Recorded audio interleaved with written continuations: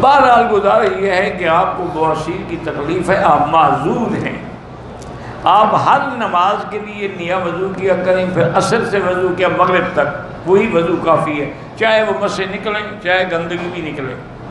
لیکن اس گندگی سے بچنے کے لیے نہیں کہ آپ کوئی پیمپر وغیرہ یا کوئی ایسی چیز استعمال کریں. مجھے ایک بڑے ذمہ دار ہیں، میرے ساتھی ہیں، مفتی بھی ہیں، عالم بھی ہیں، نیک بھی ہیں، صالح بھی ہیں، انہوں نے بتایا تھا کہ ویکس کوئی دوائی ہے، عام ملتی ہے سر درد کے لیے لوگ لگاتے ہیں، کہیں درد ہو ویکس. انہوں نے کہا اس کو اگر وہ 2-3 دفعہ روز لگایا کریں تو بواسیر ختم ہو جائے. ایک آدمی میقات سے بغیر احرام کے آ گیا ہے، کیوں آیا بغیر احرام کے؟ وجہ بھی لکھو نا. اگر معذور تھا تو کوئی حرج نہیں. دھکم پیر نہ کرو حجر اسود پہ بوسہ دینے کی، جب اشارہ بوسے کے قائم مقام ہے تو پھر دھکے دینے کی کیا ضرورت ہے؟ بالکل بوسہ دے عمرہ ہو جاتا ہے. میرا بھائی گزارش یہ ہے کہ جو علماء یہ کہتے ہیں آپ کو کہ حضور نے جمعہ سے پہلے صرف 2 رکعت پڑھی ہیں، یہ حنفی جو 4 پڑھتے ہیں یہ غلط ہے. پہلی بات تو یہ ہے کہ حضور سنتیں گھر میں پڑھتے تھے، مسجد میں پڑھتے ہی نہیں تھے. وہ 2 رکعت تحیت المسجد تھی، تم نے اس کو سنت کیسے بنا دیا؟ آپ نے تو ہمیشہ نماز اپنے گھر میں پڑھی ہے سنتیں. دوسری بات یہ ہے کہ اگر 1 منٹ کے لیے ہم آپ کی بات مان لیں کہ 2 رکعت پڑھی تو جو 4 پڑھے گا اس میں 2 بھی آ جائیں گی کہ نہیں آئیں گی؟ لیکن جو 2 پڑھے گا تو 4 والی حدیث کہاں جائے گی؟ لہذا ایسا عمل کیوں نہ کرو جس پہ ساری حدیثوں پہ عمل ہو جائے. اب دیکھو نا، ایک آدمی 20 رکعت تراویح پڑھتا ہے تو 8 بھی تو آ گئیں، 11 بھی آ گئیں، 13 بھی آ گئیں. اور ایک آدمی صرف 8 پڑھتا ہے تو باقی حدیثیں کہاں گئیں؟ اس لیے ٹھنڈے دل سے سوچا کرو. امام ابو حنیفہ رحمۃ اللہ علیہ ہمیشہ بڑا جامع قول لیتے ہیں اور ایسا قول لیتے ہیں جس میں حضور پاک کی ساری حدیثوں پہ عمل ہو گیا. لیکن اللہ ہمیں ایک دوسرے سے بغض سے بچائے، حسد سے بچائے، تمام ائمہ کا احترام نصیب فرمائے. کہتے ہیں جی آپ نے بیعت کس سے کی ہے؟ آپ کو ان چیزوں کا کیا تعلق ہے؟ میرا ذاتی مسئلہ ہے، میں کسی سے بھی کروں. آپ کیا کریں گے؟ اس سے بیعت کریں گے، وہ تو فوت ہو گئے. چھوڑیں ان باتوں کو جن باتوں کا تعلق ہی نہ ہو دین سے. یہ آدمی کے ذاتی مسائل ہیں. میں اور بیوی عمرے کے لیے آ رہے ہیں. ہماری ممانی جو ہیں کہ بہن کے ساتھ کوئی محرم نہیں، وہ آپ کے ساتھ آ سکتی ہیں. شادی کے لیے نئے کپڑے زکوٰۃ میں بنا کے دے دیں، ہاں دے سکتے ہیں. یا شادی کے لیے جو نئے کپڑے بنائے تھے آپ وہ زکوٰۃ میں دینا چاہیں وہ بھی دے سکتی ہیں.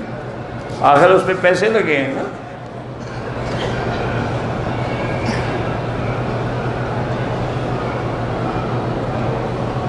میاں بیوی صبح سفر کے لیے نکلنا ہے تو اس رات میاں بیوی اپنے مل سکتے ہیں. کسی میں مولوی صاحب نے کہا تھا کہ نہیں، اس وقت نہ ملنا، سفر سے واپس آ کے ملنا، تاکہ سارا رستہ اس کے دماغ میں شہوت سوار ہے. اچھا فتویٰ دیا ہے.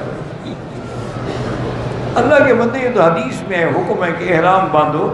احرام باندھنے سے پہلے اگر بیوی ہو تو اس سے مل لو تاکہ تمہاری شہوت جو ہے، خیالات یا فاسد جو ہے وہ مٹ جائیں. ہم خواتین مردوں کی طرح مسا نہیں کر سکتے. کیوں نہیں کر سکتے؟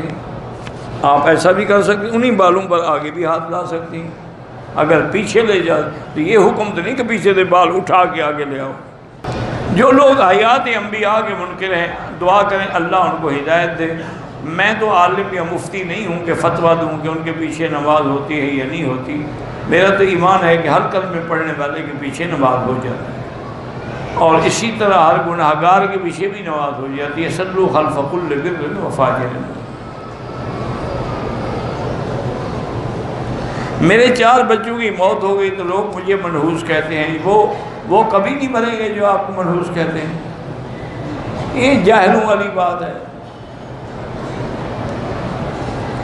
ڈاکٹر ذاکر نائک نے فرمایا ہے کہ قرآن بغیر وضو کے پڑھ سکتے ہیں. گزارش یہ ہے، ایک تو وہ ڈاکٹر ہیں، کوئی عالم نہیں ہے، نہ مفتی ہے، تو ڈاکٹر تو آپریشن ہی کرتے ہیں نا. پھر بہرحال وضو کے بغیر ہاتھ نہیں لگا سکتے، یاد پڑھ سکتے ہیں.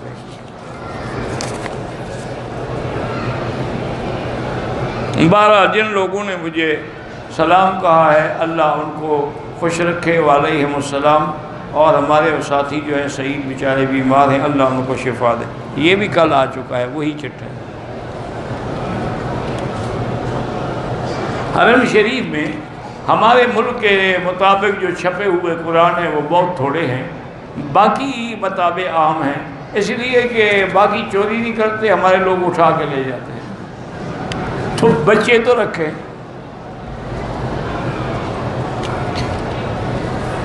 تم اپنا قرآن خود لے کے اپنے ساتھ رکھ لو، کیا مشکل ہے؟ چھوٹے چھوٹے قرآن ملتے ہیں جیب میں رکھ لو۔ آج کل تو پورا قرآن ٹیلی فون میں بھی فیڈ ہے، موبائل میں دیکھ کے پڑھتے رہو۔ ایک شخص بوڑھا اپنی بوڑھی بیوی کے ساتھ آیا، اس نے اپنا کندھا 3 چکروں کے بعد کسی شخص کے کہنے پہ ننگا کیا، کوئی حد ٹھیک ہو گیا۔